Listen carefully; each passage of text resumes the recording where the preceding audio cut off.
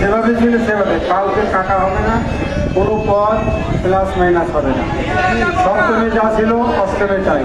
আমরা যদি দিয়ে সপ্তমে পেতাম অষ্টমে সেভাবেই পাবো ইনশাআল্লাহ। সেভাবেই কাজটা হয়ে যাবে। বেতন বৃদ্ধি